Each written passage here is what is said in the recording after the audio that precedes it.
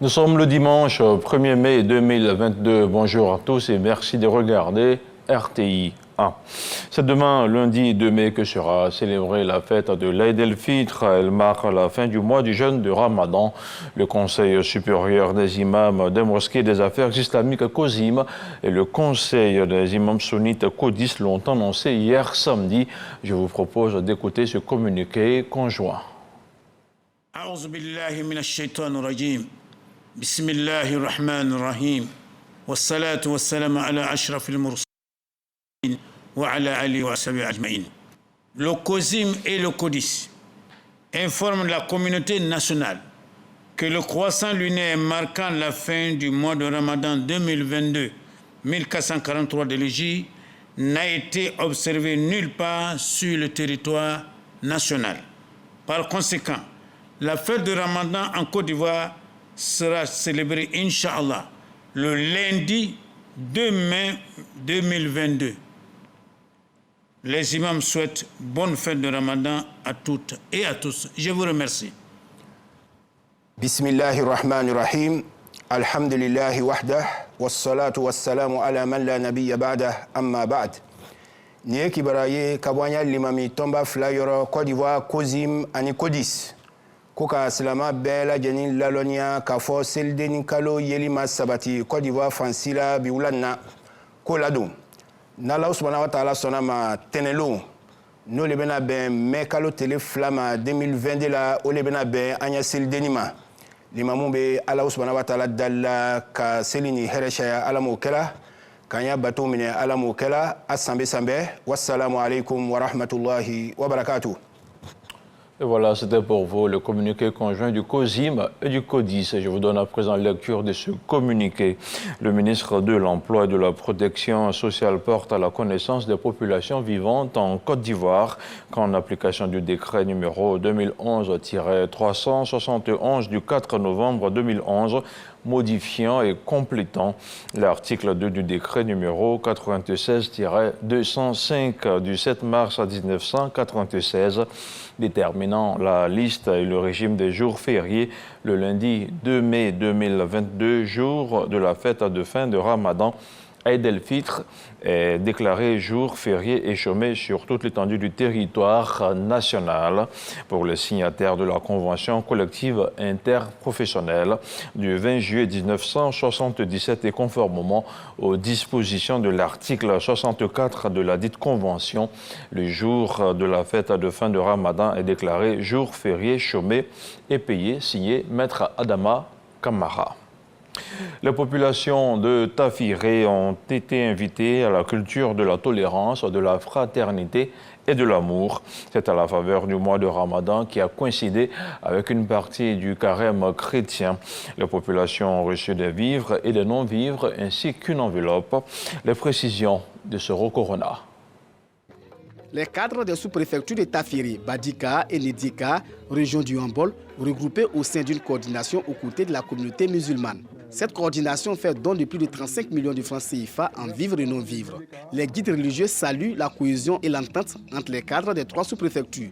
Le porte-parole des imams a demandé à Dieu de renforcer cette unité. Le maire de la commune de Tafiri se réjouit de l'union des cadres qui profitent aux populations. Quel maire, en effet, ne serait pas heureux d'avoir dans sa ville des cadres dynamiques, d'avoir des cadres qui pensent à leur population, à leurs parents surtout dans ces mois de pénitence, dans ces mois de partage. Pour le président de la coordination, Ouattara Zie Abou, ce don se veut le symbole de la solidarité, du partage et de l'unité entre les filles et fils des 3 localités.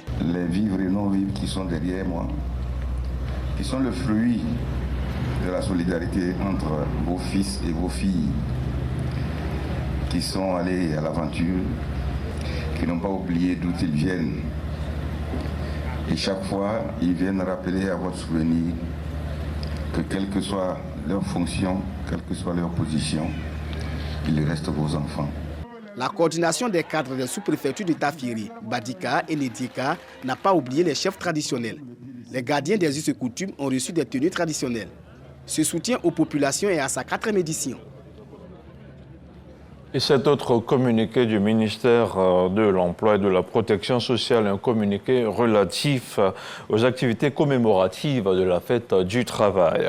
Le ministre de l'Emploi et de la Protection sociale porte à la connaissance des populations vivantes en Côte d'Ivoire que les activités commémoratives de la fête du travail seront organisées le 1er mai 2022 sur l'ensemble du territoire national, c'est-à-dire aujourd'hui, dimanche 1er mai.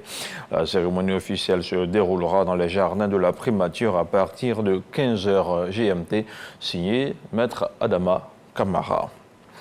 Et la fête du travail est justement l'occasion pour la rédaction de RTI 1 de se rappeler de toutes ces petites mains qui façonnent notre quotidien.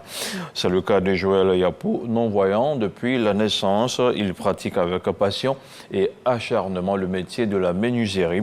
Malgré sa défaillance visuelle, Joël a vu ses compétences se bonifier avec le temps. Aujourd'hui, il parvient à réaliser des meubles de grande qualité et à tirer son épingle du jeu. Et on regarde son portrait. Il est réalisé par Khalil Diomandé avec le commentaire de Jean-Marc Djadji. C'est sous cet arbre, situé dans le quartier de la Riviera Bonoumin à Cocody, que Joël, non-voyant depuis la naissance, exerce son métier de menuisier ébéniste. Ce matin, il s'attelle à la fabrication d'un panneau battant de paillasson de cuisine. 97 cm, 5 mm. 97, 5. À ses côtés, son apprenti pour l'assister. Nonobstant son handicap visuel, Joël parvient à manipuler avec dextérité ses outils de travail. La passion pour la menuiserie, Joël l'a développée depuis l'enfance. Dans mes premiers pas, j'ai été voir un menuisier au village. Il a dit, bon, si je te refuse, tu vas dire que c'est parce que tu ne vois pas. C'est lui qui m'a appris à attraper le rabot, à raboter. Un jour, on avait fini de découper les tables et un client l'a appelé. Avant qu'il ne vienne, j'avais fini de clouer ces 3 tables. Et moi, je ne sais pas qu'il était là. Et au moment où j'ai fini tout, je dépose le rabot, il attrape ma main et dit non, vraiment, tu as un talent. Les difficultés et les préjugés dans ce métier, Joël s'y connaît. 22 ans d'expérience, c'est pas facile. Les obstacles, c'est les préjugés, le manque d'outils adaptés pour un non-voyant. Et puis les clients, quand on les approche, qu'on leur dit, je connais quelqu'un qui peut vous faire ça, mais c'est un non-voyant. Tu vois, il y a un peu la réticence. Moi, je comprends. C'est moi qui dois les amener à comprendre que c'est vrai, je suis non-voyant, mais ils peuvent me faire confiance. Les capacités managériales, Joël en dispose également. Il dirige aujourd'hui une équipe de 8 personnes. Ça se passe bien, les trucs que je ne connais pas, mais moi, c'est un patron qui est bon. Dans la foulée, il nous conduit chez l'un de ses clients. Dans cette salle de classe, la bibliothèque et les bureaux des écoliers.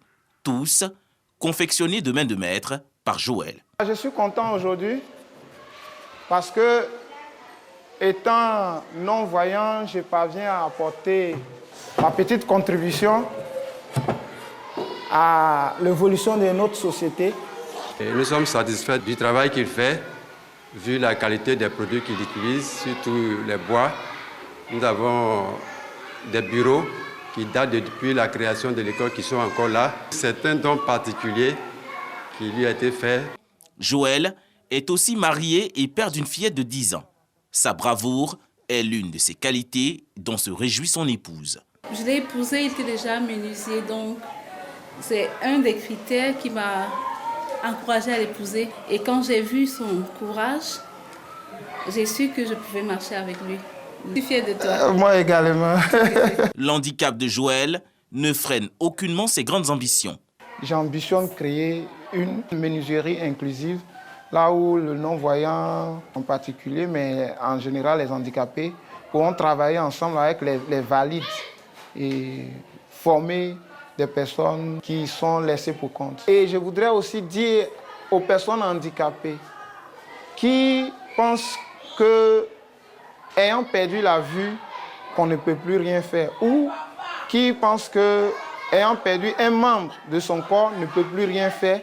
Je dis non, refusons que les gens nous donnent et nous-mêmes apportons aussi. Cet artisan non-voyant compte déjouer tous les pronostics qui ne lui prédisaient aucun avenir dans ce métier. En Côte d'Ivoire, ce sont plus de 1500 personnes vivant avec un handicap qui bénéficient d'un emploi stable selon le rapport 2020 du ministère de l'Emploi et de la Protection sociale. Souhaitons ensemble une bonne fête du travail à Joël et à tous les assimilés. 2 agents de santé ont été mis aux arrêts. Ils se sont rendus coupables de la vente d'une poche de sang à un tarif non homologué. Les faits se sont déroulés dans la commune d'Abobo à titre conservatoire. Ces agents seront suspendus de même que leur salaire. L'éclairage de Didier Nguessan. La poche de sang pour la transfusion sanguine n'a pas de prix. Elle a un coût de cession de 3 000 francs CFA subventionné par l'État. Ce prix uniformisé par un arrêté ministériel le 8 mars dernier vise à lutter contre la surenchère et éviter qu'aucun malade ne meure pour défaut de produits sanguins. 2 agents de santé, un aide-soignant et un ambulancier du CHR d'Abobo, contrevenant à cette décision, viennent d'être épinglés par l'Inspection générale de la santé. Contre toute attente, certains agents de santé ont réussi à passer par les mailles du filet. Ils se sont dressés contre la décision étatique, vendant la poche de sang à 25 000 francs dans une clinique de la commune d'Abobo. 2 viennent d'être épinglés. Ces derniers sont frappés par les sanctions suivantes. La suspension de leurs activités et de leurs salaires, la mise à disposition de ces fautifs à la justice. Par ailleurs, la clinique où cette session de poche de sang a eu lieu à 25 000 francs va être immédiatement fermée. Aucun parent de patient n'intervient dans le circuit d'approvisionnement du sang aux malades qui part de l'hôpital demandeur au dépôt de sang du même hôpital en passant par le Centre national de transfusion sanguine, CNTS, selon son directeur général, Konaté Seydou. La Côte d'Ivoire produit 160 000 poches de sang par an pour des besoins estimés à 250 000 poches, soit un gap de 90 000 poches de sang. Le gouvernement a octroyé un budget supplémentaire de 5 milliards de francs CFA, dont la moitié pour les intrants utilisés dans la collecte et la transfusion du sang.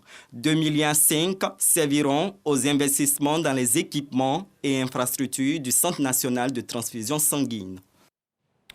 On continue à parler de santé et cette fois-ci on se rend à Grand Bérébi où après plusieurs dizaines d'années d'attente, le centre de santé de la commune a enfin une ambulance. Il s'agit d'un engin neuf et médicalisé, un don du chef de l'État. Le reportage de Sam Conan. Le centre de santé de Grand Bérébi manque d'ambulance depuis plusieurs dizaines d'années.